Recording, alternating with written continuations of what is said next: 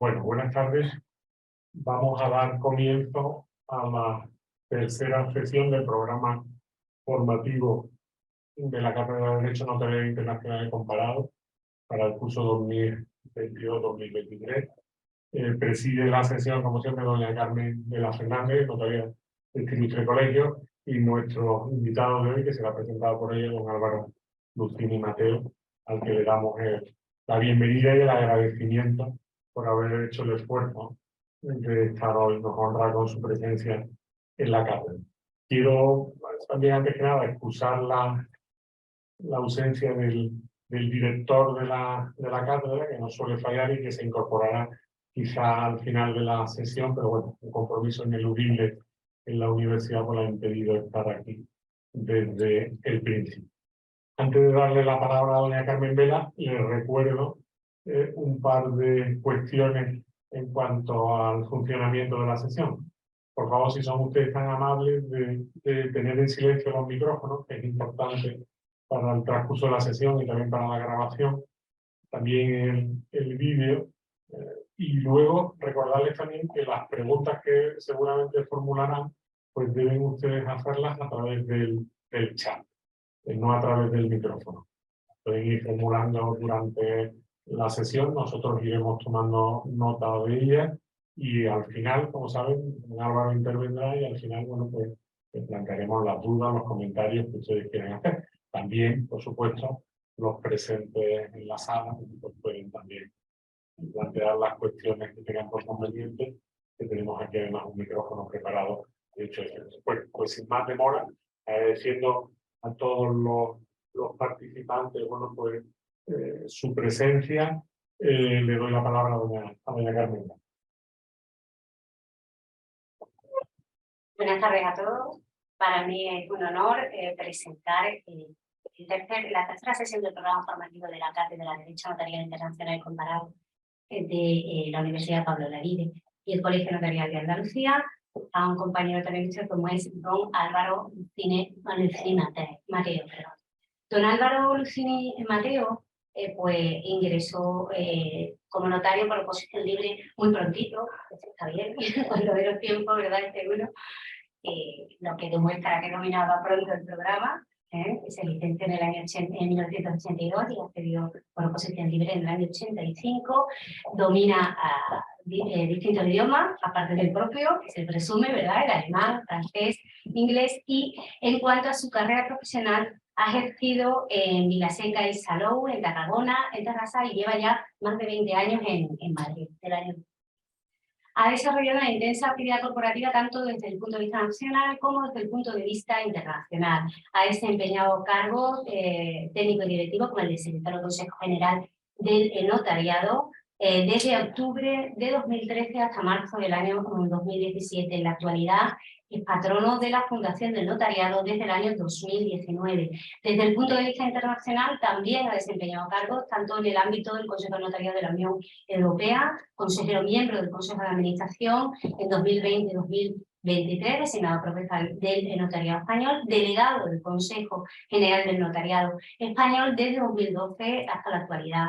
También es representante del Notariado Español en el Grupo de Trabajo de Derecho Societario desde el año 2005, con una dilatada experiencia, como verán ustedes, en materia societaria desde el punto de vista del derecho internacional, en la Unión Internacional del Notariado Latino. Es consejero miembro del Consejo General de 2011, vicepresidente de la Comisión de Cooperación Notarial Internacional en enero de 2023 para esta legislatura en la que estamos. Desde el punto de vista de actividades legislativas también es miembro de la ponencia de la sección de Derecho Mercantil, la Comisión General de Codificación, constituida el 25 de octubre de 2019, sobre utilización de herramientas y procesos digitales en el ámbito del derecho de sociedades, con lo cual está de rabiosa actualidad doblemente y me imagino que los compañeros te querrán preguntar muchas cosas sobre esta cuestión.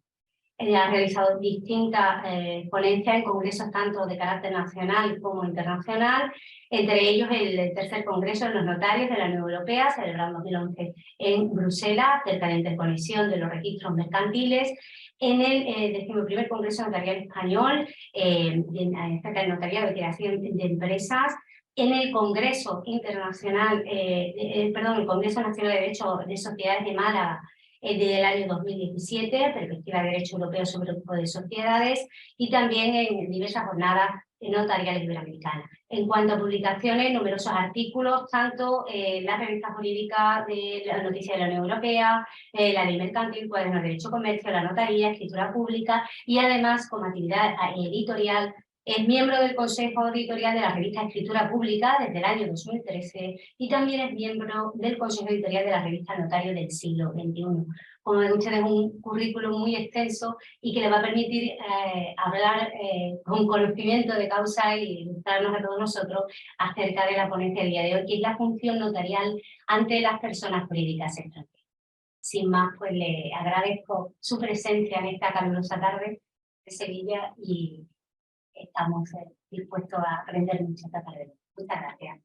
Muchas gracias, Carmen, por esas palabras tan amables de presentación y muchas gracias al Colegio Notarial de Andalucía y a la Universidad Pablo de Olavide por la invitación a participar en esta conferencia dentro de un ciclo tan interesante y también organizado como este.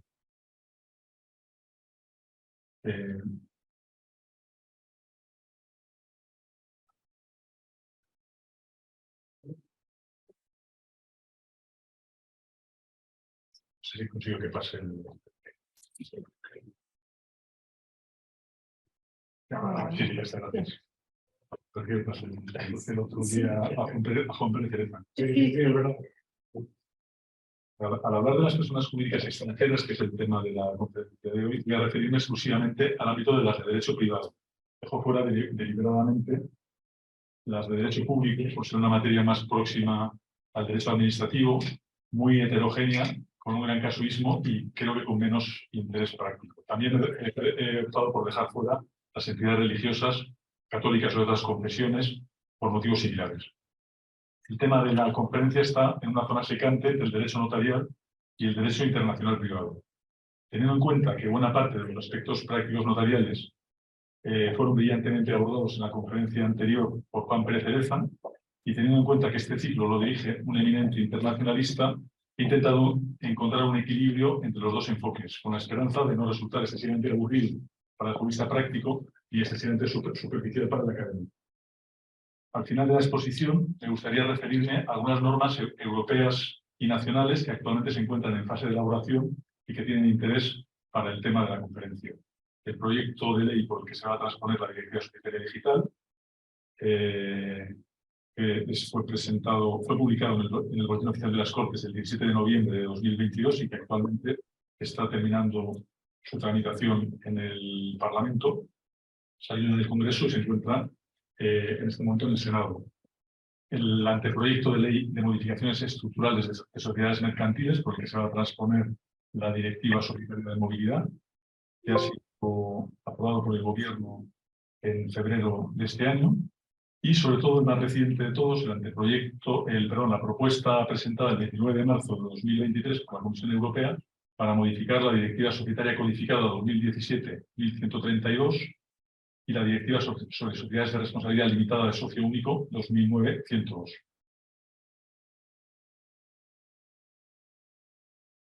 Al hablar de personas jurídicas nacionales y extranjeras, necesariamente tenemos que plantearnos si el concepto de nacionalidad se puede aplicar o no a las personas jurídicas. Quizás sea útil en cuanto expresa la vinculación de la persona jurídica con la ley de un Estado que le atribuye esa condición, pero evidentemente es algo que no tiene el mismo sentido en el caso de la persona jurídica que en el de la física. Más interesante es la cuestión de decidir el criterio de la atribución de la nacionalidad, si se prefiere de la vinculación de la persona jurídica con una determinada ley nacional. Se ponen, como es bien sabido, dos criterios o modelos principales: el modelo de la Constitución o Grundsteoring y el de la sede real o Sitztheorie. Cada uno de ellos tiene ventajas e inconvenientes, las ventajas de uno son los inconvenientes del otro y viceversa. El criterio de la Constitución permite determinar con certeza cuál es la ley aplicable, por el contrario favorece la búsqueda artificiosa de conexiones con leyes ajenas al ámbito en el que la persona jurídica se mueve. El sistema o el criterio o principio de la sede real evita ese problema, es decir, garantiza la mediación, la conexión directa entre ley aplicable y las circunstancias reales en que se mueve la persona jurídica, pero al mismo tiempo plantea el problema de la indeterminación. Es muy difícil determinar cuál es la sede real en el caso de multinacionales o de grandes empresas como las que caracterizan la economía moderna. Existen también variantes y modelos mixtos o híbridos, y existen también situaciones en que la ley, en consideración a intereses nacionales como la defensa, decide olvidarse de romanticismos y de conceptos más o menos abstractos del derecho y directamente atender a la nacionalidad o a la residencia de los socios o de quienes administran la persona jurídica, como veremos dentro de un momento a propósito de la ley de zonas e instalaciones para la defensa nacional. ¿Cuál es el criterio que sigue el derecho español?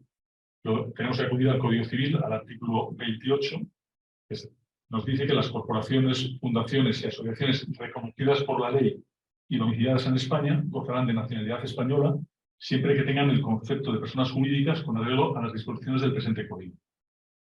Viene a establecer un doble requisito para la atribución de la nacionalidad española. Por una parte, el haberse constituido conforme a la ley española, por otra parte, tener en España su domicilio. Pero como han observado Calvo, Caravaca y Carrascosa, lo segundo es consecuencia de lo primero.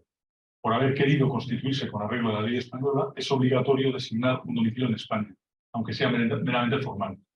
Se trata de una aplicación del criterio de la Constitución, atenuado por la exigencia legal en cuanto al domicilio. Una exigencia que además está acentuada en el desarrollo particular que realizan las leyes de sociedades de capital en los artículos 8 a 10, la ley de fundaciones en los artículos 6 y 7, la de asociaciones en el artículo 9 y la de cooperativas en el artículo 3.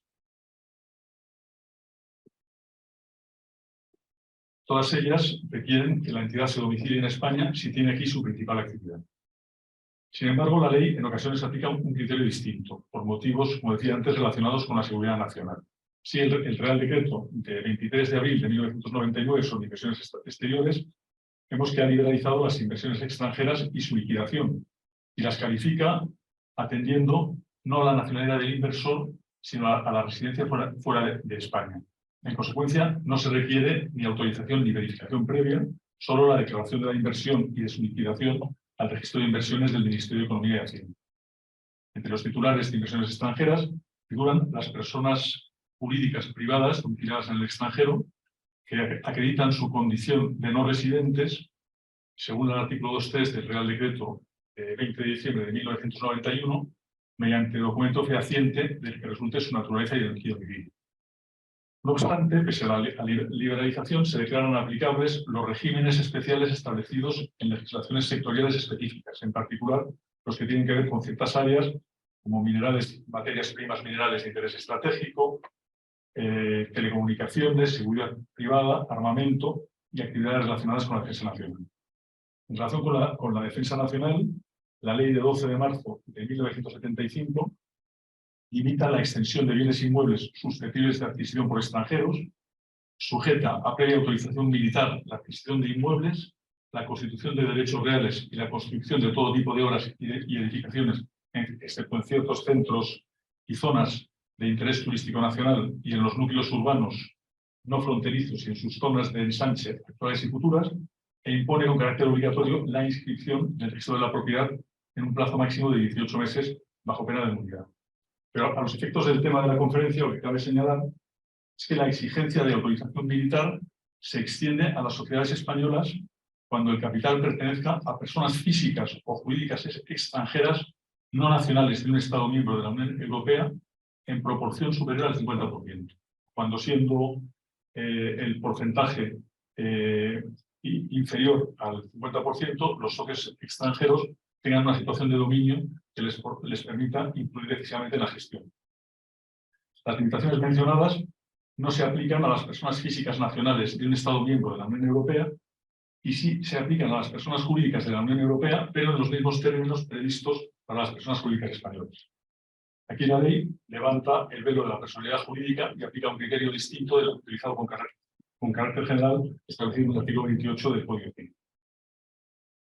En el derecho español tenemos normas que determinan la nacionalidad española de las personas jurídicas. Acabamos de verlas. Pero no hay una norma que atribuya una concreta nacionalidad a las personas jurídicas extranjeras. Es necesario, por lo tanto, bilateralizar nuestras normas, lo que nos lleva, en principio, a considerar que la persona jurídica extranjera se rige por la ley del Estado con arreglo a cuyas leyes se ha constituido y en el que ha fijado su domicilio estatutario.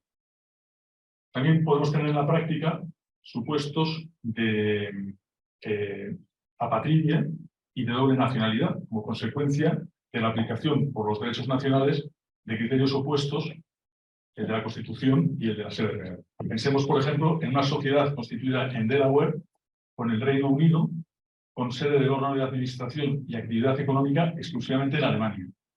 Pensemos también en el caso opuesto, una sociedad constituida en Alemania, que traslada al Reino Unido la sede del órgano de administración y su actividad. Estas situaciones se plantean mucho más en los procedimientos administrativos o judiciales que en el ámbito notarial registral, donde no solemos indagar respecto al domicilio real, donde tiene una sociedad de actividad o dónde está el órgano de administración, y respecto a la coordinación entre la sede estatutaria y la sede real. Pero podrían darse también estas situaciones aquí si prosperase la propuesta de la Comisión Europea a la que aludí antes, 29 de marzo de 2023, ya que prevé que se publiquen obligatoriamente en el registro mercantil el lugar de la administración central y el lugar principal de actividad si es diferente del domicilio social. Como señalan Fernández Rozas y Sánchez Lorenzo, los criterios de aplicación contenidos en los artículos 9.9 y 9.10 del Código Civil nos pueden ofrecer soluciones satisfactorias para resolver estos problemas de apatridia y doble nacionalidad. Para las situaciones de apatridia se aplicaría la ley del estado de residencia. Para las de doble nacionalidad habría preferencia de la ley española y en caso de que no concurriera se preferiría también la ley del estado de residencia. Y cabría entender como estado de residencia aquel en que radique la efectiva administración y dirección, en primer lugar, o el principal establecimiento de explotación, es decir, se aplicaría el orden previsto en el artículo 8 de la Ley de Sociedades de Capital.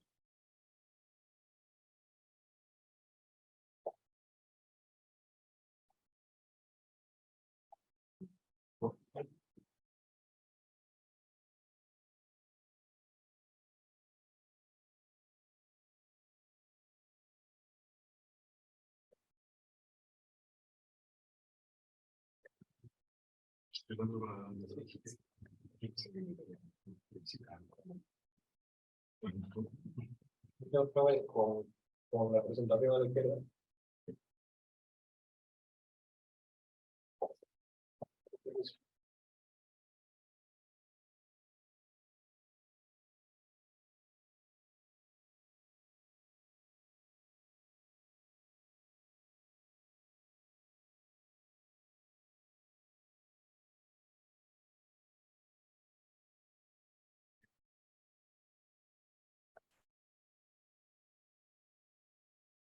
Con el curso.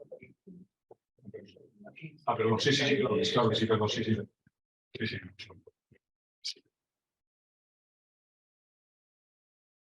Dentro del ámbito de la Unión Europea tenemos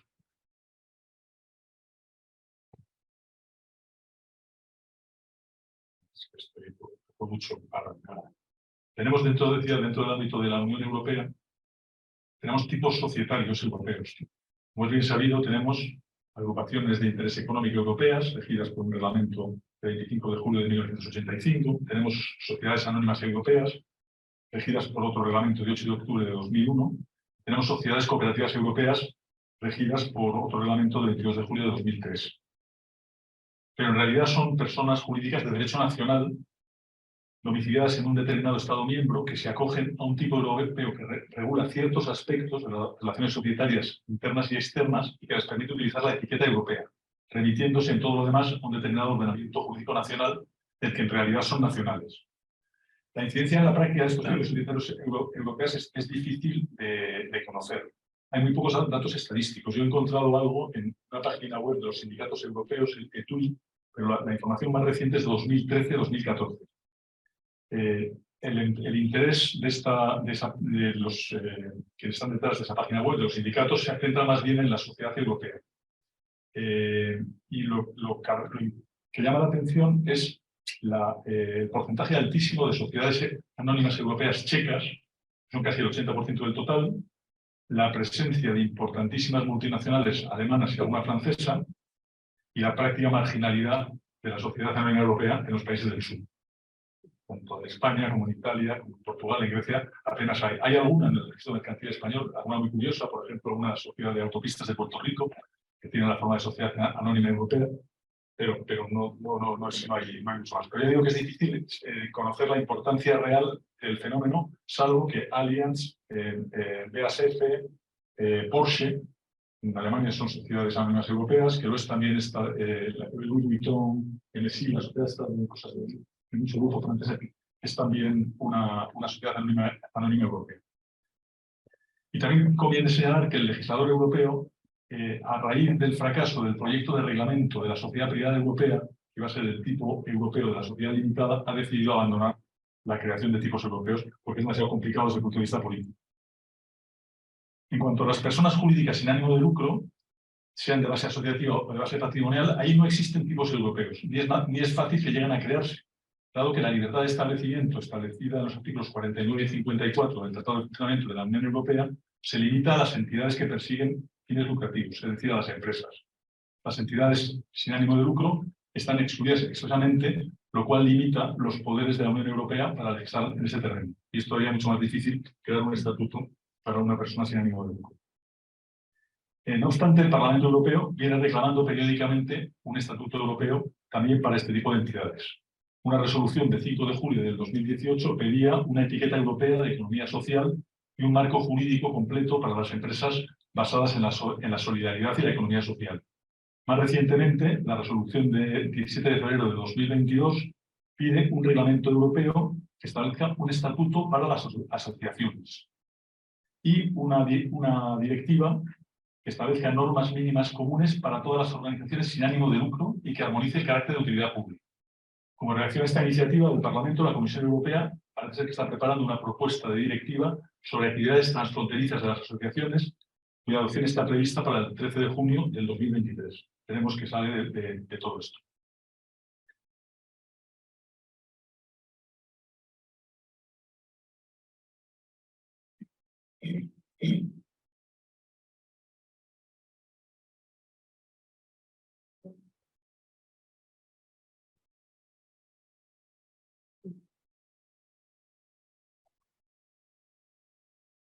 Paso a hablar brevemente sobre problemas relacionados con la ley aplicable a las personas jurídicas. Lo primero que hay que señalar es que no existen convenios internacionales vigentes en España sobre la determinación de la ley aplicable y tampoco ha habido una europeización del derecho internacional privado en esta materia, a diferencia de lo que ocurre en otras, el derecho civil patrimonial, sucesorio y familiar. Con ocasión de la preparación del llamado paquete de derecho societario, que fue presentado por la Comisión Europea el 25 de abril de 2018, se planteó la idea de armonizar las normas de derecho internacional privado relativas a las sociedades de capital. Pero tras la realización del correspondiente estudio, la idea fue rechazada a la vista de la existencia de sistemas opuestos, unos basados en el criterio de la Constitución y otros en el de la sede real, y la enorme dificultad de llegar a los acuerdos políticos necesarios entre los Estados miembros. Cada ordenamiento jurídico nacional sigue pues determinando el punto de conexión que considera más adecuado. No obstante, aunque no existan normas uniformes o armonizadas, sí rige dentro de la Unión Europea un principio de reconocimiento mutuo que deriva de la libertad de establecimiento proclamada en los artículos 54 y 49 del Tratado de Funcionamiento. Cualquier sociedad constituida de conformidad con la legislación de un Estado miembro de la Unión Europea que tenga en un Estado miembro su sede estatutaria, su administración central o su centro de actividad tiene que ser reconocida en todos los Estados miembros como una sociedad válidamente constituida, existente conforme a la ley y dotada de capacidad jurídica, sin que se le pueda exigir la realización de actividad económica en el Estado en el que tiene la sede estatutaria.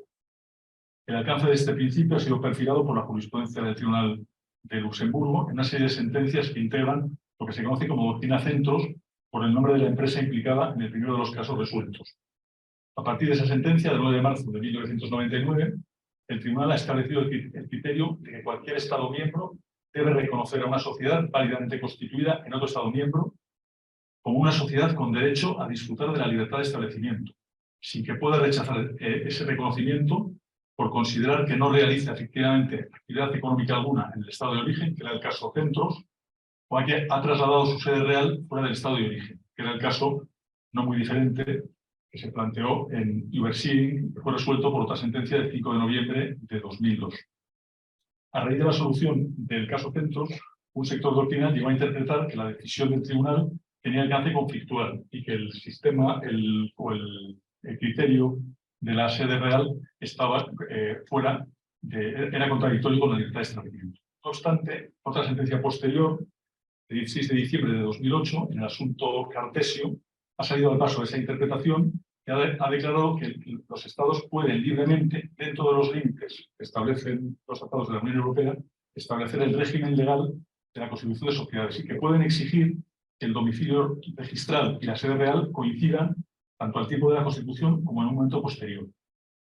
En ese sentido, se declara que el estado de origen puede no permitir que una sociedad constituida conforme a su ordenamiento traslade la sede real y siga rigiéndose por el ordenamiento del estado de origen. En ese supuesto, es la sociedad que traslada su sede real a otro estado miembro queda desconectada de la ley por la que se regía anteriormente. Por otra parte, el reconocimiento es compatible con la aplicación de medidas para prevenir los abusos. Pero esas medidas deben ser, como todas las medidas nacionales restrictivas de la libertad de establecimiento, justificadas por razones de interés público y han de ser adecuadas para la consecución del objetivo pretendido, sin ir más allá de lo necesario a tal efecto. Estaría, pues, excluida en la consideración como sociedad española irregular de una sociedad de capital constituida en otro Estado miembro que fuera administrada desde España y con actividad únicamente en España. No se podría decir que esto es una sociedad irregular por la aplicación del artículo 10 de la Ley de Sociedades de Capital. No es posible tal restricción. En ausencia de normas de conflicto convencionales europeas, en esta materia hemos de aplicar, en todo caso, el artículo 911 del Código Civil Español, que considera la nacionalidad como punto de conexión para determinar la ley aplicable a las personas jurídicas. El ámbito de aplicación de la ley nacional se extiende al ciclo vital de la persona jurídica, es decir, nacimiento, modificaciones posteriores, funcionamiento interno, extinción, a las relaciones internas entre los socios asociados, entre los miembros de los órganos de decisión y representación, y entre los primeros y los segundos, y a las relaciones externas, es decir, capacidad y representación orgánica. La actividad de la persona jurídica, en cambio, se rige por las normas de derecho internacional privado aplicables a cada sector del ordenamiento jurídico. La representación orgánica se rige por la Ley Nacional de la Persona Jurídica, según establece el artículo 911. Sin embargo, la voluntaria, conforme al artículo 1011, si no mediara sometimiento expreso, se regiría por la ley del país donde se ejerzan las facultades conferidas al apoderado, por lo que, en la mayor parte de los casos de interés para esta conferencia, se aplicará a la representación voluntaria la ley española. A continuación, voy a abordar brevemente los problemas relacionados con la aplicación del derecho extranjero por los notarios españoles, empezando por la constatación de que no existe ninguna norma internacional que regule la alegación y prueba del derecho extranjero. Cada Estado decide de modo independiente y soberano a este respecto. Y los notarios españoles, al igual que nuestros jueces, registradores u otros funcionarios o autoridades, tenemos la obligación de conocer la ley aplicable por lo que se refiere a nuestro ordenamiento jurídico nacional, incluidas las normas de derecho internacional privado, tal como exige el artículo 12.6 del Código Civil. Pero no estamos obligados a conocer el contenido de la ley extranjera llamada por las normas de derecho internacional privado. El derecho extranjero, a estos efectos, se considera como un hecho que necesita ser probado. Esto sucede en el ámbito judicial, regido por el artículo 281.2 de la Ley de Enjuiciamiento Civil, y sucede también en el ámbito extrajudicial. Aquí tenemos normas especiales que se apartan de las soluciones de la Ley de Enjuiciamiento Civil, adaptándolas a las particularidades de cada ámbito e introduciendo una mayor flexibilidad. En el ámbito notarial son los artículos 168, regla segunda, y 209 bis, regla quinta del reglamento notarial. En el ámbito registral, el artículo 36 del reglamento hipotecario, el 5.3 del reglamento del registro mercantil, el artículo 100 de la Ley del Registro Civil y el artículo 91 de su reglamento. Con carácter subsidiario se aplicarían las disposiciones de la Ley de Cooperación Jurídica Internacional en materia civil, en particular el artículo 33 y la propia Ley de Enjuiciamiento Civil. Si nos fijamos en el artículo 168 del reglamento notarial, se limita a establecer que la capacidad legal de los extranjeros que otorguen documentos ante notario español, si éste no la conociere, se acreditará por certificación del cónsul general o, en su defecto, del representante diplomático de su país en España.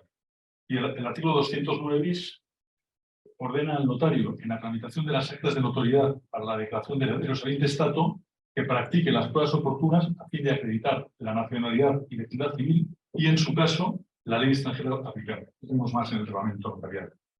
Pero, evidentemente, la certificación a la que se refiere el artículo 168, consular o diplomática, no es el único medio para acreditar la ley extranjera. El artículo 35 de la Ley de Cooperación Jurídica Internacional contempla expresamente a los notarios como solicitantes de información sobre derecho extranjero a través de la Autoridad Central Española por el procedimiento de los artículos 34 y 35 de dicha ley. Es un procedimiento bastante sencillo que se articula a través del Ministerio de Justicia, Autoridad Central Española, a la que el encargado solicitante, o notario, o juez, ha de remitir la solicitud de información. La Autoridad Central Española traslada las solicitudes a las autoridades competentes del Estado requerido, bien por la vía consular o diplomática, bien a través de la Autoridad Central, si existe, y está así previsto en su ordenamiento. Una vez recibida la información de la autoridad extranjera, la Autoridad Central Española la trasladaría al notario, juez o encargado solicitante, con lo que el procedimiento concluiría. Y los costes, lógicamente, correrían de cargo del solicitante. El resultado en la práctica es obvio, depende de la voluntad y de las posibilidades reales de cooperación de las autoridades extranjeras requeridas. Al respecto, no existe garantía alguna. Y por otra parte, puede resultar en muchos casos un procedimiento excesivamente lento para las exigencias de la práctica notarial. Además, tal como ha señalado el profesor Rodríguez Benot en sus comentarios a los artículos 33 y siguientes de la Ley de Cooperación Jurídica Internacional, el sistema del artículo 35 es doblemente subsidiario. Por una parte, respecto a otros sistemas previstos en convenios internacionales, y por otra, respecto a la técnica de la comunicación directa entre autoridades. Hay dos convenios que están vigentes en España, uno hecho en Londres el 7 de junio de 1968, el otro en Montevideo el 8 de mayo de 1979, acerca de información sobre el derecho extranjero. Y también hay diversos convenios bilaterales suscritos por España sobre asistencia jurídica. Estos convenios tienen mucho mejor encaje en la práctica judicial que en la práctica notarial, que se caracteriza precisamente por la urgencia. En cambio, la técnica de la comunicación directa está prevista para los jueces en el artículo 4 de la Ley de Cooperación Jurídica Internacional y habilitada para los notarios por el artículo 9, se adapta perfectamente a las exigencias de la práctica notarial. Y tiene un instrumento propio, que es la Red Notarial Europea, que se creó hace 15 años por el Consejo de Notariados de la Unión Europea, en paralelo con la Red Judicial Europea, para facilitar consultas transfronterizas sobre ley extranjera entre notarios de la Unión Europea. Hay que decir que tenemos un enlace, funciona más o menos como la Red Judicial Europea, tenemos un enlace por cada notariado. Nuestro enlace es mi querido compañero y, sin embargo, amigo, como decía que el crítico del cine de hace muchos años, Alfonso Sánchez, Roberto Follía, notario de Laredo actualmente. Excelente notario y mejor persona si cabe. O sea, cualquier notario español que quiera informarse acerca de la red notarial europea puede dirigirse a Roberto sin ningún problema. De hecho, las dos redes, la judicial y la notarial, están conectadas. Y creo que hay una de las dos reuniones anuales se celebra conjuntamente. Es decir, que hay un contacto a estos efectos de los problemas que plantea la aplicación del derecho extranjero entre notarios y jueces, y creo que es muy interesante. Otra posibilidad, evidentemente, es la de que el notario conozca por sus propios medios y aplique de oficio la ley extranjera, que está previsto así en el artículo 168 del reglamento notarial. A ese conocimiento es posible acceder a través de páginas web oficiales de instituciones internacionales o de los estados nacionales fiables y actualizadas. Entre ellas cabe citar la plataforma e-Justice de la Comisión Europea y la página web del Consejo de Notariados de la Unión Europea. Pero en ninguna de las dos, al menos por el momento, hay información disponible sobre ley aplicable en materia de derecho societario en los distintos Estados miembros, salvo en la de e-Justice, algún enlace a páginas web oficiales de los Estados miembros. En el caso de España es un enlace a la página web del UE que sirve de muy poca utilidad. La Dirección General de Seguridad Jurídica y Fe Pública viene refiriéndose reiteradamente en sus últimas resoluciones a la conveniencia de que notarios y registradores avancemos en el conocimiento de los ordenamientos jurídicos más usuales en la práctica jurídica, especialmente los de la Unión Europea, para facilitar la aplicación del derecho extranjero en el ámbito extrajudicial. Además, no voy a citar resoluciones porque yo creo que en todas se ha introducido el párrafo y es casi como un mantra de cualquier resolución en que se planteen cuestiones relacionadas con la ley extranjera. Simplemente mencionarlo. También quería mencionar el hecho de que la aplicación en la práctica del derecho societario extranjero dentro de la Unión Europea viene muy facilitada por el proceso de armonización seguido desde hace más de 50 años. La primera directiva data ya de 1968. La armonización ha afectado únicamente a las sociedades de capital y mucho más al régimen de la sociedad anónima que al de la sociedad limitada. El régimen de las sociedades personalistas no ha sido armonizado hasta ahora, aunque el proyecto al que antes me refería, aprobado por la Comisión el 29 de marzo, aborda su armonización también. Tampoco han sido armonizadas, como mencionaba anteriormente, las normas nacionales sobre asociaciones y fundaciones. Esto hay que tenerlo en cuenta en la práctica porque muchas veces tendemos a aplicar ciertos esquemas a supuestos que no están comprendidos dentro del marco de ese esquema previo. En cualquier caso, la armonización permite resolver satisfactoriamente la mayor parte de los problemas prácticos, especialmente los relacionados con la acreditación de la existencia de sociedades de capital y la extensión de los poderes de representación de los representantes orgánicos. Y fuera del ámbito de la Unión Europea existen también intentos armonizadores. Por ejemplo, cabe destacar en el África francófona la Ley Uniforme sobre el Derecho de Sociedades Mercantiles de 30 de enero de 2014, que está vigente en los 17 países africanos miembros de la OADA, siglas para la Organización para la Armonización del Derecho Mercantil en África, de los cuales, curiosamente, se incluye Guinea Ecuatorial. Y es una asociación internacional de importancia creciente, pues han solicitado el ingreso otros países que no son del ámbito cultural y lingüístico francés. Entre ellos Nigeria, creo que es la principal economía, una de las principales de África, Etiopía, o sea que es un intento de armonización que tiene bastante presente y bastante futuro también. Los profesores Fernández Rozas y Sánchez Lorenzo observan que los notarios son fedatarios del derecho extranjero frente a otras autoridades, no solamente del derecho nacional, que es algo que está reconocido en el artículo 255 del Reglamento Notarial, que habilita los testimonios de leyes españolas con eficacia en el extranjero. También, con base en estos artículos, el notario tiene esa consideración, fedatario del derecho extranjero frente a otras autoridades. Lo que sucede es que no hay ninguna norma que habilite un testimonio por un notario español en materia de ley extranjera eficaz frente a autoridades españolas. La única solución sería articularlo por la vía de la aplicación analógica del artículo 255 del Reglamento Notarial. Otro aspecto a tener en cuenta es que el conocimiento por el notario de la ley extranjera no se presume, a diferencia del conocimiento de la ley española, que es inherente al título de notario al haber sido acreditado en la prueba de selección para el ingreso en el notariado. Por eso el conocimiento de la ley extranjera tiene que ser aseverado por el notario.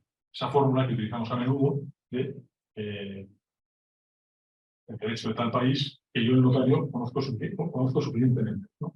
En los testimonios dentro de las escrituras o en testimonios separados de una.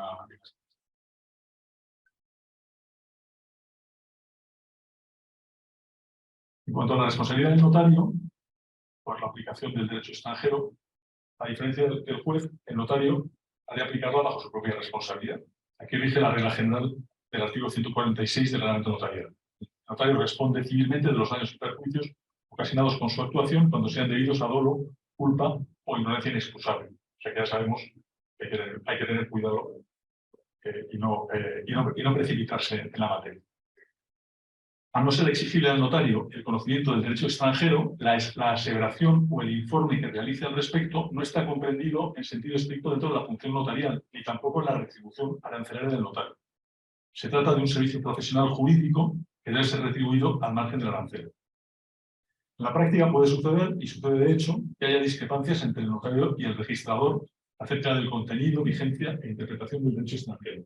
Y ahí, tanto notario como registrador están en un mismo plano, es decir, no tiene el registrador nada que le coloque en un plano superior respecto al notario ni a la inversa. Ya la sentencia de la Audiencia Provincial de Madrid, partiendo de esa base, en una sentencia del 16 de octubre de 2012, había declarado que prevalecerá la aseveración del notario, salvo que el registrador, también conociéndolo y manifestándolo, disienta de la misma y lo motive expresamente en la calificación negativa.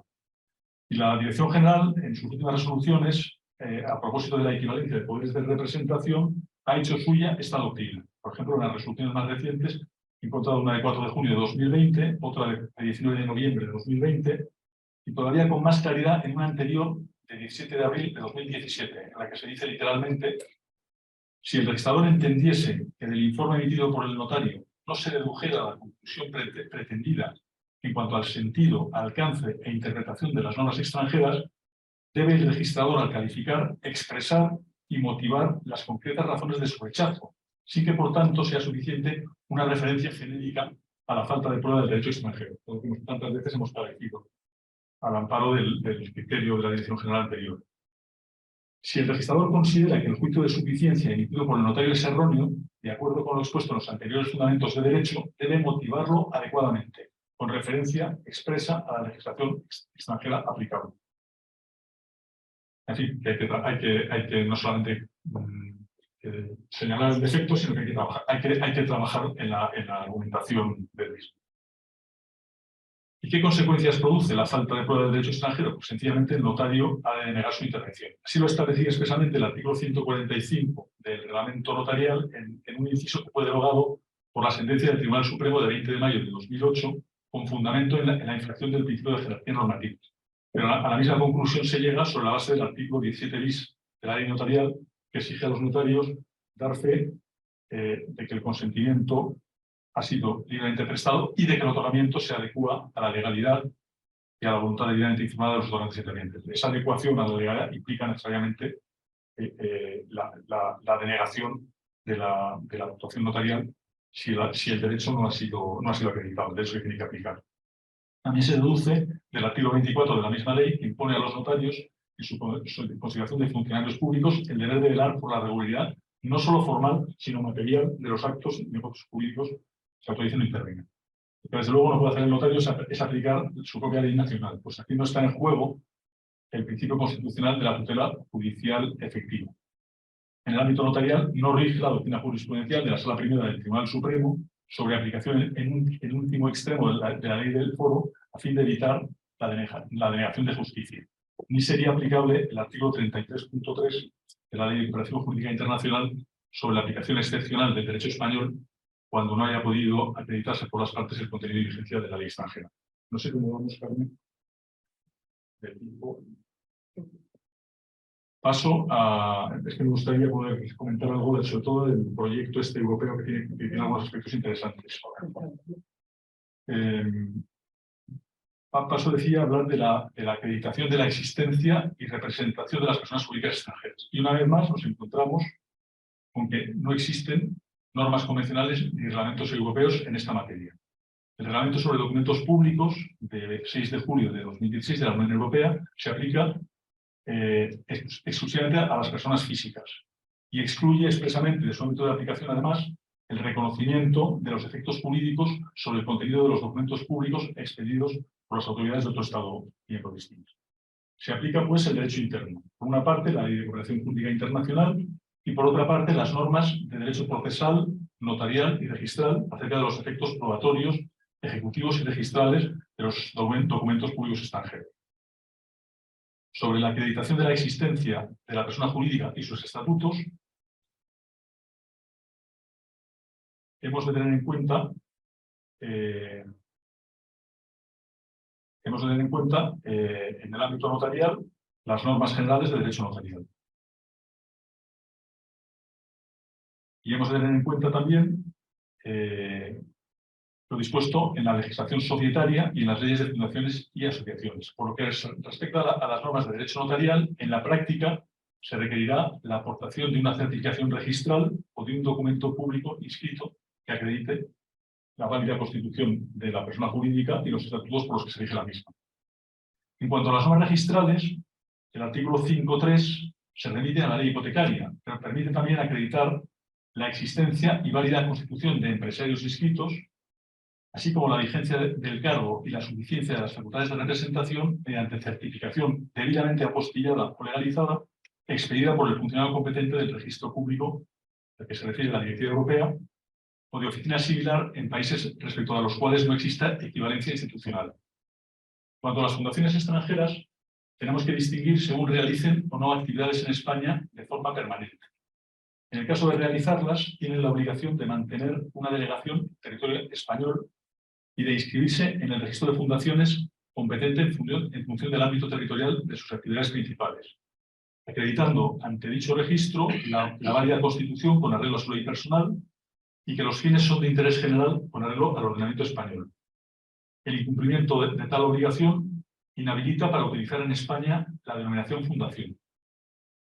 Las delegaciones de fundaciones extranjeras en España quedan sometidas al protectorado correspondiente en función del ámbito territorial, siéndoles de aplicación el régimen jurídico previsto para las fundaciones españolas. El artículo 4 del reglamento exige que el establecimiento de la delegación conste en escritura pública y detalla el contenido mínimo que tiene que tener la escritura. En este caso, por tanto, de fundaciones extranjeras, la certificación del registro español o la copia inscrita de la escritura otorgada en España valdría como título acreditativo de la existencia de la fundación y de los estatutos, debiendo ir, eso sí, acompañadas del documento administrativo en el que el protectorado declara que los fines de la fundación matriz son de interés general con arreglo al ordenamiento jurídico español. Podemos que hay países donde la fundación puede ser de interés privado y es incluso una forma de empresa equivalente a la de las sociedades de capital. Es el caso, por ejemplo, de Austria. Es imprescindible, en este caso, que se acompañe o que se acredite esa declaración por el protectorado de que los fines de la fundación se consideran aceptables desde el punto de vista de la legislación española de fundaciones. En cuanto a las asociaciones extranjeras, la ley estatal establece un régimen similar, porque vale mutatis mutandis, lo dicho anteriormente, para las fundaciones. En caso de que la fundación extranjera o la asociación extranjera no ejerciera sus actividades de forma estable en España, sería necesario aportar una certificación del registro de fundaciones o de asociaciones del Estado de origen o de un documento público inscrito en dicho registro, acreditativos de la válida Constitución conforme a las leyes de ese Estado, de los estatutos, de los órganos de representación de la referida por fundación o asociación. En cuanto a la acreditación de la representación orgánica ante el notario español, aquí rigen las normas generales contenidas en los artículos 164, 165 y 166 del reglamento notarial en materia de representación. Y se han de tener en cuenta las normas del reglamento del registro mercantil y de las leyes de fundaciones y asociaciones mencionadas anteriormente para cada tipo de persona jurídica. En la práctica notarial se requerirá, una vez más, la aportación de certificación registral o de documento público inscrito, de los cuales resulte el nombramiento de quien comparece y la inscripción en el registro público correspondiente. Pero si se trata de sociedades de capital procedentes de otro Estado miembro, la inscripción registral del representante orgánico protege a los terceros de buena fe frente a cualquier irregularidad que pudiera afectar ese nombramiento, por exigencia del artículo 8 de la Directiva Societaria Codificada. Y el ámbito de la representación orgánica está determinado legalmente, comprendiendo todos los actos dentro del objeto social e incluso frente a los terceros de buena fe, los que excedan de él, sin que puedan establecerse restricciones estatutarias con eficacia frente a terceros. En todos los países de la Unión Europea existen normas similares al artículo 234 de nuestra Ley de Sociedades de Capital, por exigencia del artículo 9 de la misma directiva. Pero esto, insisto, se aplica únicamente a las sociedades de capital incluidas en el anexo segundo de la propia directiva, es decir, del tipo de nuestras anónimas, limitadas y comandatorias por acciones. No se aplica a otro tipo de sociedades ni se aplica a las personas, de tipo no societario. Por lo tanto, tratándose de sociedades personalistas, fundaciones o asociaciones constituidas conforme a la ley de cualquier Estado miembro de la Unión Europea, o tratándose de cualquier tipo de persona jurídica procedente de un Estado que no pertenezca a la Unión Europea, el notario ha de examinar tanto los estatutos por los que se rige la persona jurídica como la concreta ley extranjera aplicable a la misma. No se puede excluir que haya restricciones estatutarias eficaces frente a terceros o limitaciones legales al poder de disposición de los representantes orgánicos. Y tenemos que recordar también a efectos prácticos, la necesidad de emitir un juicio de suficiencia respecto a las facultades representativas del representante orgánico, de conformidad con la doctrina que ha establecido en diversas resoluciones la Dirección General, y es algo que además en el caso de personas jurídicas extranjeras está más justificado si cabe por lo que se acaba de decir.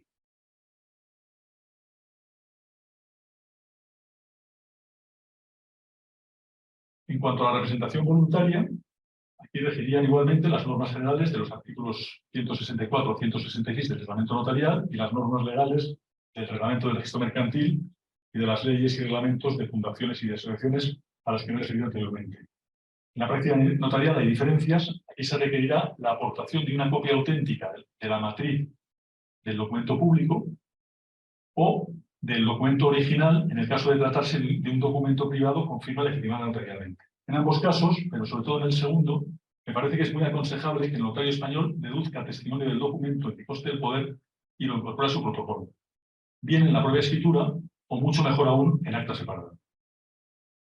El notario español tiene que valorar la equivalencia funcional del poder según lo establecido en el artículo 60 de la Ley de Cooperación Jurídica Internacional.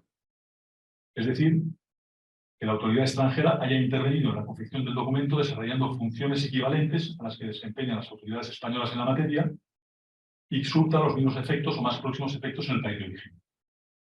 Este juicio de equivalencia es distinto del de suficiencia del poder, pero va implícito, según ha entendido la Dirección General, a partir de la resolución del 17 de abril de 2017 y ha reiterado en otras posteriores. La última que tengo localizada de 19 de noviembre de 2020. Apartándose así de la línea que había seguido anteriormente, por ejemplo, la de 15 de julio de 2011, las de 2 de marzo y 14 de noviembre de 2012 y otras de 2015 y 2016. Igualmente, iría implícito el juicio de conocimiento por el notario de la ley extranjera en la medida en que es necesario para contrastar las funciones desempeñadas por la autoridad extranjera conforme a la lex autor con las que desempeña un notario español conforme a nuestra ley nacional. La Dirección General ha apreciado la equivalencia de funciones en casos en que el poder constaba en un documento privado legitimado notarialmente por un notario de tipo latino o romano germánico, no en una escritura pública. Caso de notario alemán, en la resolución del 21 de abril de 2003, y caso de notario francés, en la más reciente, del 19 de noviembre de 2020. Pero lo ha apreciado también en casos en que el testimonio de legitimación de firmas había sido expedido por un notario de otro tipo, notario británico o notario sueco, en el caso de la importante resolución del 18 de diciembre de 2018. En la doctrina de la Dirección General se observa una evolución hacia una flexibilidad mayor, que culmina precisamente en esta resolución del 18 de diciembre de 2018, en la que se viene a distinguir a los efectos de la inscripción en los registros españoles entre dos tipos de documentos. El que directamente es objeto de inscripción, la compraventa, el préstamo, la herencia, la constitución de sociedad, y el documento accesorio complementario como el poder. Al primero, al acto principal, se le aplica íntegramente el artículo 60 de la Ley de Cooperación Jurídica Internacional.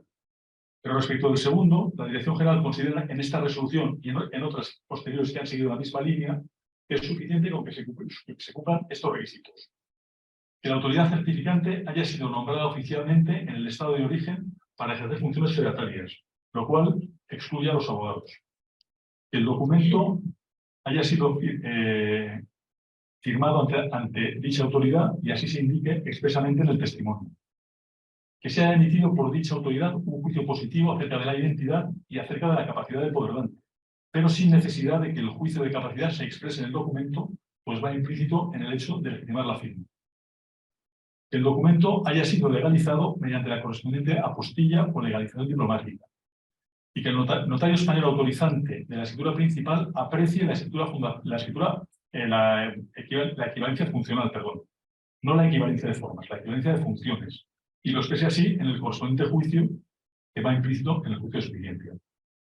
Cambia así la Dirección General su doctrina anterior, en la que aplicaba a los poderes de representación por extensión los mismos requisitos que al documento objeto de la inscripción. Por ejemplo, la resolución de 31 de octubre de 2013 o la de 27 de febrero de 2014. Esta resolución ha sido muy criticada por algunos registradores y también en ámbitos académicos. A mí me llamó la atención la crítica de Sixto Sánchez Lorenzo en un artículo publicado el 13 de marzo de 2019 en La Ley,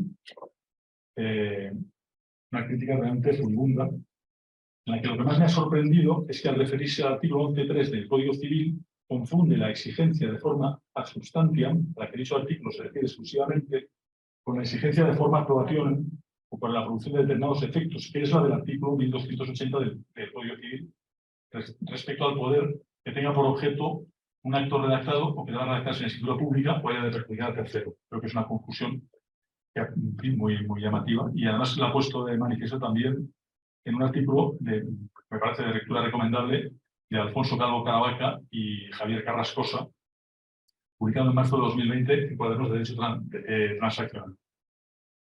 Por lo demás, algunas de las críticas recibidas, no es el caso del profesor Sánchez Lorenzo, olvidan que los poderes no son objeto de inscripción en el registro de la propiedad, no se les aplica el artículo 60. Y el control de equivalencia en el caso de un poder está necesariamente limitado a comprobar la existencia de la fecha, la identificación y el juicio de capacidad del poderante y la atribución voluntaria de una delegación de facultades al apoderado, con mayor o menor extensión. Es decir, a lo mismo que controla el notario español cuando autoriza un poder. Los demás controles, eso sí, mucho más exigentes, se realizan con ocasión del otorgamiento del acto principal, tanto si el poder ha sido otorgado en España como si lo ha sido en el extranjero. Es decir, que ese tipo de controles se efectúan en la persona del apoderado, no en el momento de otorgar el poder, tanto si el poder se otorga en España como se otorga en el extranjero. Creo que estas críticas a la resolución del 18 de diciembre de 2018 creo que no están bien enfocadas. Muy brevemente, porque veo que me estás mirando también. No tenemos ya mucho tiempo, ¿verdad? Está muy bien.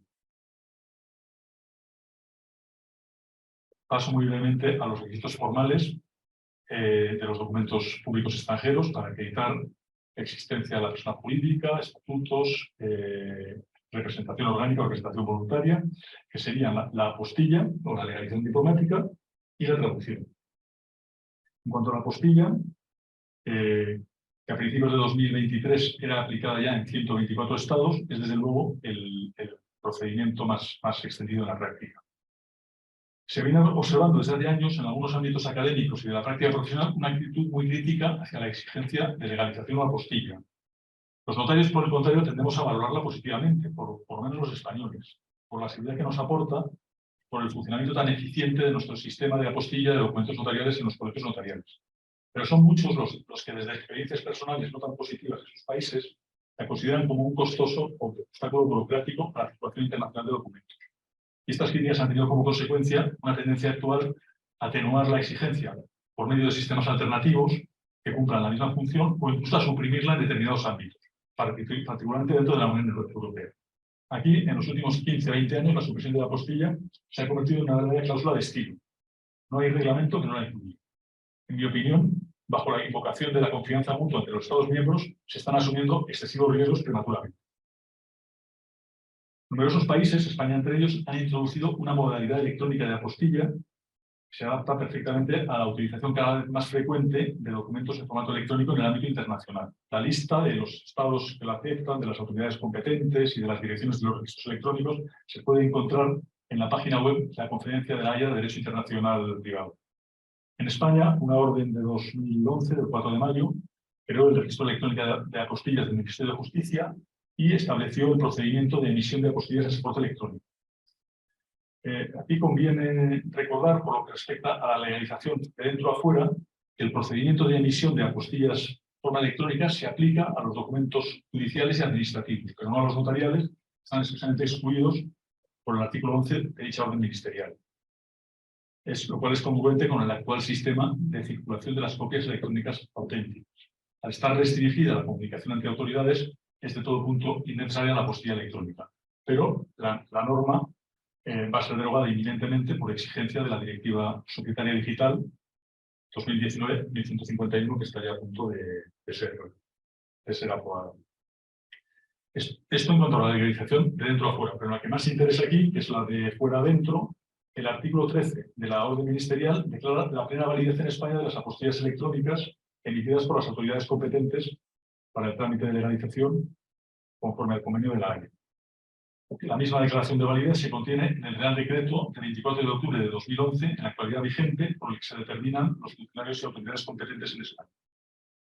En un futuro no muy lejano, es muy probable que la utilización de redes seguras de comunicación bajo control o supervisión oficial y aplicaciones informáticas adecuadas para verificar la firma electrónica y el cargo del firmante haga innecesaria la apostilla de los documentos públicos en formato electrónico, sin mengua de los altos estándares de seguridad jurídica que deben acompañar el tráfico jurídico internacional.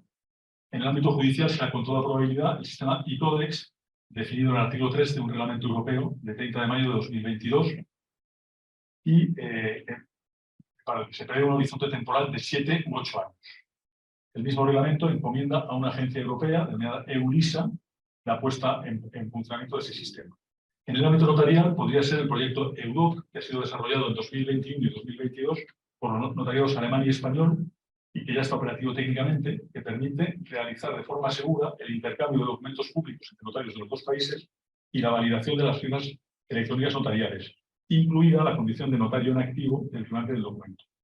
La apostilla podría llegar así a desaparecer por desuso en ciertos ámbitos, algo que está contemplado en el segundo párrafo del artículo 3 del Convenio de La Haya, para establecer que la apostilla no podrá exigirse cuando las leyes, reglamentos o usos en vigor en el estado en que el documento debe surtir efecto, o bien un acuerdo entre dos o más estados contratantes la rechacen, simplifiquen lo vistas. A efectos prácticos, hemos de tener en cuenta que algunos instrumentos comunitarios y convenios internacionales incluyen disposiciones específicas de dispensa de la legalización, confiriendo eficacia directa al documento público extranjero. En cuanto a la traducción, simplemente decir que el carácter oficial de la traducción, que viene exigido por el reglamento notarial, remite al artículo 17 del reglamento de la Oficina de Interpretación de Lenguas del Ministerio de Asuntos Exteriores.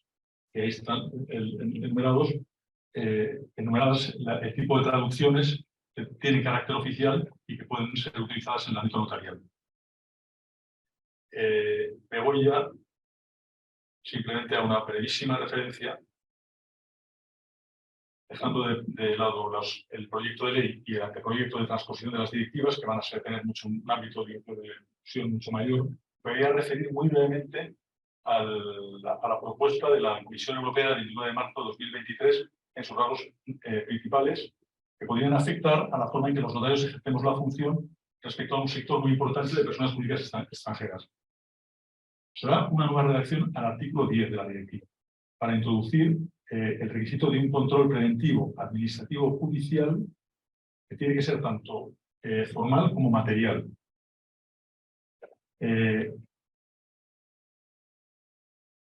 Además, se contempla expresamente que los Estados miembros puedan exigir que los documentos de constitución y estatutos consten en escritura pública. No se aplicaría ahí el principio solo una vez a tales efectos, es decir, quedaría consagrado en la propia directiva el sistema de doble control vigente en algunos países como España, Alemania, Bélgica o los Países Bajos. Por vez primera, me he apuntado anteriormente, se armoniza el régimen de las sociedades personalistas en lo que respecta al procedimiento de constitución y demás actos de su ciclo vital y a la publicidad.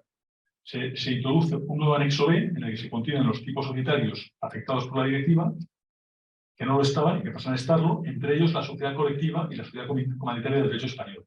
Se introduce un certificado societario armonizado de la Unión Europea, que puede ser muy útil en la práctica.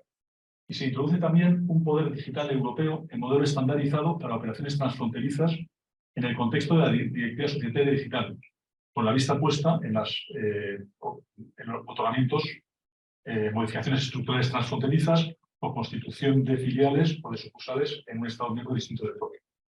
Ese poder de representación se otorgaría y revocaría de conformidad con los requisitos legales y formales nacionales, pero se exigen ciertos controles mínimos obligatorios de identidad, capacidad y legitimación del representante de la sociedad otorgante del poder. Lo del poder tiene ciertas dificultades, porque no fue objeto de la consulta pública ni tampoco del estudio de impacto, así que podrían plantearse algunas dudas en cuanto a la base legal. En ambos casos se establece una obligación de aceptación de tales documentos, lo que viene a ser una aplicación concreta del principio de reconocimiento público. Se modifica el artículo 13 octies para introducir el principio una sola vez, en el sentido de que una sociedad no necesita volver a presentar la información que figura en su propio registro cuando constituye una sociedad en otro Estado miembro. Los registros intercambiarían esa información. Es decir, que el registro en el que se va a constituir la sociedad recupera la información del registro de origen de la constituyente. Y lo mismo está previsto para la constitución de sucursales en otro Estado. Para ambos casos, se prevé también que el registro del Estado miembro en que la sociedad se va a constituir o en el que se va a registrar la sucursal proporcione al notario interviniente los documentos y la información obtenida del registro de origen. Se añade a la lista de documentos e información que debe publicar el registro mercantil, como he apuntado también anteriormente, el lugar de la administración central y el lugar principal de actividad, si fuera diferente del domicilio social. Se introducen algunos requisitos de publicidad para los grupos de empresas. Y, como no, se suprime con carácter general la legalización o apostilla para los documentos notariales y registrales expedidos en el ámbito de la directiva, sean en papel, sean en soporte electrónico, siempre que tengan un código seguro de verificación. Por lo demás, hay algún límite a la posibilidad de que se sean traducciones en los Estados miembros y se impone con carácter general un plazo de 15 días para la presentación por las sociedades de los documentos inscribibles y otro plazo de 5 días para que los registros los inscriban. Y esto es en síntesis lo más importante de esta propuesta, que creo que va a tener los resultados durante los 4 años. Muchas gracias y perdón, Carmen.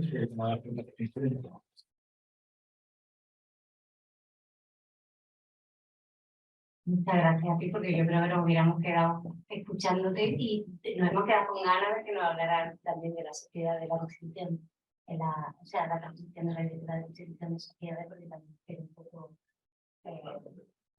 ahora sí, bueno, te parece. Por lo que se refiere, digamos, al ámbito que estamos tratando aquí, que es el de la constitución, o sea, el de la prestación de la función pública notarial de la reforma de las personas jurídicas, yo creo que en concreto en ese ámbito, lo que va a producir es el efecto de que cualquier persona jurídica extranjera va a poder otorgar determinados documentos públicos ante el notario español sin necesidad de desplazarse, va a poder hacerlo a través de una videoconferencia.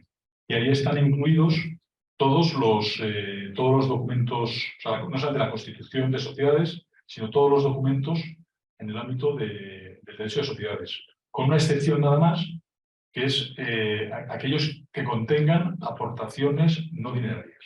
Esos están excluidos, tanto en las normas notariales, o sea, las normas del notariado que se modifican, como en las de las leyes de sociedades de capital. Pero, por lo demás, ese es el aspecto fundamental. También podemos notar otro tipo de documentos no sanitarios, poderes, todos los documentos que van a poder, pólizas, todo lo que se va a poder hacer por vía telemática. No tiene mayor... Y en cuanto a la otra directiva, el anteproyecto de ley que va a transponer la directiva de movilidad, ahí es una ley completamente nueva, porque se aprovecha la ocasión para hacer una nueva ley de modificaciones estructurales, aplicando en la medida de lo posible los criterios de la directiva europea a las modificaciones estructurales nacionales. Y también hay cambios, no hay cambio de modelos, son cambios pues, que afectan al nombre del derecho de separación, que se llama derecho de enajenación, al plazo, que pasa de 30 días a 20 días, se acota el derecho de oposición de los acreedores. En fin, hay cambios, pero no hay un cambio general, digamos, de concepto o de modelo. Sí. Bien, le paso el micrófono. De nuevo, bueno. Les recuerdo que si alguien quiere realizar alguna pregunta, alguna cuestión, pues que puede y debe hacerlo a través del chat. También no sé si en la sala hay alguna pregunta o alguna cuestión o algún comentario simplemente.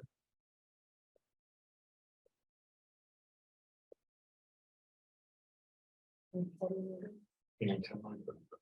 Hay mucho para mí pero no hay. Sí. Yo quería, cuando has comentado el tema de la sustitución progresiva de la apostilla por determinados mecanismos, ocurre muchas veces, sobre todo en Portugal, ¿no? Las sociedades portuguesas que vienen para identificarse con la certidumbre permanente, ¿no? Claro. Y con el código, y puedes acceder y puedes comprar el Sí. Claro, verdaderamente hay apostilla, ¿no? Entonces, quería preguntarle tu opinión al respecto. Es perfectamente válida esa apostilla en España. El problema que plantea Portugal es más el de los abogados que mencionaba sobre es la falta de equivalencia de los documentos con firma legitimada por abogado.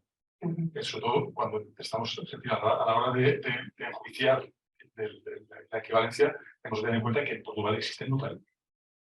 Entonces, O sea, yo creo que no debemos admitir como equivalente el poder con un testimonio de legitimación de firma autorizado por un notario portugués. Por gusto de los testimonios, también me gustaría decir que en el artículo este que he recomendado de Alfonso Calvo Caravaca y de Javier Carrasco, que es muy bueno, hay un artículo que a mí no me ha gustado mucho, el único, el artículo merece la pena leerlo. Es el que se refiere a una especie de exclusión o anatema de la legitimación de firmas. Creo que no está muy bien matizado y no tienen en cuenta que hay grandes diferencias. La legitimación de firmas puede ser un documento completísimo, como las que hacemos los notarios españoles por la vía del artículo 207 del reglamento notarial para que surtan efectos en el exterior, donde se dice todo. Un juicio de capacidad, un juicio de identidad, por supuesto, un juicio de capacidad de primera, un juicio de legitimación también de... O sea, se hacen documentos muy completos que no plantean ningún problema. A la inversa, el caso, por ejemplo, de los poderes alemanes. Los notarios alemanes hacen unos testimonios de firmas de muchísima calidad. Es rarísimo que el otorgante alemán recurra a la escritura pública del poder, y hay una razón que es la tercera. El poder en Alemania es un documento de cuantía, aunque tiene un tope, pero es un documento de cuantía. Entonces, sistemáticamente, cuando un ciudadano alemán va a comprar un piso en España y ve las circunstancias y no me para una cosa tan sencilla como esta, hágame una cosa más sencilla. Y entonces el notario le hace un testimonio de legitimación especial muy bien hecho, que pasa el filtro de la equivalencia, como dijo la Dirección General ya en el año 2003, una de las primeras resoluciones en este punto, pero son simples legitimaciones notariales de firma. Las hay bien hechas y las hay mal hechas. Entonces, tenemos que valorar si cumplen o no los requisitos para que puedan considerar equivalentes. También en relación con el tema de los poderes, habías comentado cuando se aporta el poder extranjero, me ha gustado esa comentario que has hecho, la conveniencia de testimoniarlo o de incorporar un testimonio en la misma a través de una acta y no en la misma escritura, porque claro, como lo incorporan en la misma escritura, ya luego vienen problemas y hay algunos, y en determinados registros. De hecho, el otro día con una compañera de Madrid me decía, claro, es que como tengo que incorporar el poder extranjero a la hora de incorporar para mandárselo al registro, digo, eso no, porque quiere, pero y aparte no me parece que sea la forma de proceder, porque la calificación, evidentemente, desde la resolución que está absolutamente claro, pero sí me parece bien. Porque son documentos que no están en un protocolo al que tengamos fácil acceso, al que podamos tener una copia. Entonces, si en un momento determinado nos hace falta para cualquier cosa, no tenemos y no tenemos necesidad de incorporarlo a la propia escritura matriz, pero sí tienen, y me ha parecido una... Yo la verdad que no lo... Esa es la razón. Del mismo modo que, por ejemplo, la titularidad real no se incorpora al documento principal, o sea, no se declara que normalmente tiene ese titular real, hay unas razones también para el poder notarial incorporar al protocolo por motivos de seguridad. Puede ser muy difícil, si ese documento se extravía, puede ser muy difícil que quede prueba, incluso que notario lo tuvo a la vista. Entonces yo creo que lo ideal es, en una acta separada, incorporar un testimonio del documento. Tanto si es copia de una matriz en el protocolo de notario extranjero, porque el notario extranjero puede estar muy lejos, como si es un documento original que circula visto del testimonio de legitimación de firma. En ambos casos, incorporar un testimonio a una acta separada creo que sería un factor de seguridad conveniente para todos. De hecho, en el caso de un poder muy especial que agotara su validez con el propio tratamiento, se podría protocolizar el propio documento original. Lo que pasa es que siempre normalmente se con fiscales de otro tipo y además... Y pueden hacer equívocos. Yo creo que es más seguro. Es que además creo que la resolución, una de las ventajas de esa resolución que yo he elogiado, es que ha vuelto claramente a los principios de la distinción entre lo que es competencia del notario y es competencia del restaurador, que había quedado un poco confuso a través del juicio de equivalencia, y esta resolución ha introducido claridad sobre ese particular. Y luego, con el tema de la apostilla electrónica, si había tenido también algún caso, por ejemplo, en Bélgica en concreto, porque ahí hay ciertas dificultades, aparte, el otro día lo comentaba yo con porque ellas verdaderamente le entregan solo al cliente el código QR y no le dan copia autorizada. Y verdaderamente lo que está subido a la plataforma no es una copia autorizada, es un PDF que han subido ellos, pero no es una copia autorizada electrónica, no tiene ningún código. Entonces, lo digo por una experiencia particular que he tenido un poco de guerra con la compañera de Bruselas, porque no decía, no, es que ya está, y la postilla electrónica es la postilla, pero el documento circula una copia autorizada en papel, entonces hay que conectar esa circunstancia. Tienen un fallo, no tienen un sistema de todo bien diseñado.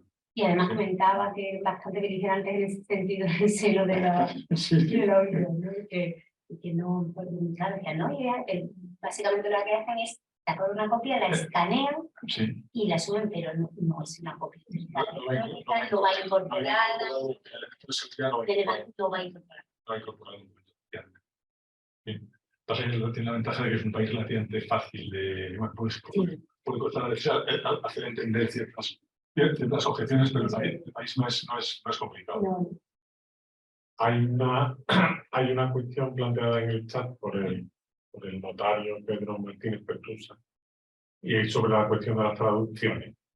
Comenta y pregunta, ¿son admisibles en España las traducciones de documentos realizados en el extranjero? ¿No es más correcto que la traducción esté siempre realizada por un intérprete jurado español? ¿Es diferente si la traducción procede de un país miembro de la Unión Europea? Pues efectivamente. Hay, o sea, en el reglamento este que mencionaba, es un bastante reciente, es el reglamento de la Oficina de Interpretación de Lenguas del Ministerio de Asuntos Exteriores, aprobado por Real Decreto de 4 de agosto de 2020. El artículo 17 reconoce carácter oficial a las siguientes traducciones utilizables en el ámbito notarial. Hay otra que no es utilizada en el ámbito notarial, porque se refiere a procedimientos administrativos internos y no tendría para nosotros aplicación. Pero los que tenían aplicación son traducciones certificadas por la Oficina de Interpretación de Lenguas del Ministerio de Asuntos Exteriores, realizadas por funcionarios pertenecientes al Cuerpo de Traductores e Intérpretes del Estado. Esta es la CTE. Luego vienen las realizadas por traductor jurado o intérprete jurado con el título oficial concedido por el Ministerio de Asuntos Exteriores, que cumplan las condiciones de sello, certificación y comprobación de la autenticidad del original establecidas en el artículo 18 del mismo reglamento. Estas son las del profesional acreditado y habilitado.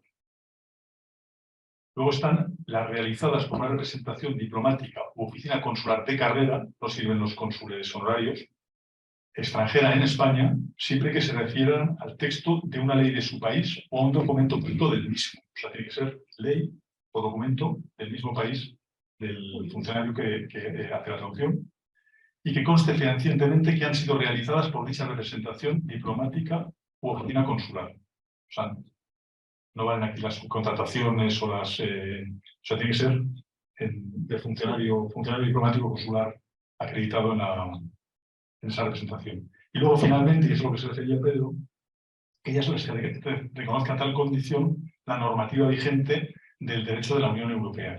Y ahí, claro, en la medida en que el título oficial de traductor esté homologado con arreglo a las directivas europeas en materia de cualificaciones profesionales, tendremos que reconocerle la condición de absolutamente equivalente al que se haya realizado en España y a la inversa. Nuestros traductores tendrán que ser considerados sus traducciones oficiales en otros países de la Unión Europea. De todas maneras, aquí una vez más juega también la posibilidad de conocimiento directo del notario. En fin, yo creo que los notarios estamos acostumbrados a encontrar soluciones prácticas y suficientemente seguras sin necesidad de acudir a tanto formalismo, digamos, administrativo. Pero vamos, la base legal de lo que es una traducción oficial y lo que podemos hacer como tal está en ese reglamento. Bueno, no hay más cuestiones. Son prácticamente las 8:30, que es la hora siempre que aproximadamente, bueno, pues concluimos las sesiones del programa formativo. Yo, con permiso de doña Carmen Vela, bueno, pues voy, antes de darle la palabra a ella para que cierre la sesión, bueno, agradecer a don Álvaro Lucini, que hemos estado aquí escuchándole, porque ha sido un placer, y le agradecemos de nuevo el esfuerzo de haber venido, pues somos conscientes de ese esfuerzo, aunque lo ha hecho grato por venir a Sevilla, pero bueno, no deja de ser un esfuerzo venir hasta aquí. Y para nosotros ha sido un honor contar con él en la Cátedra de Derecho Notarial Internacional y Comparado.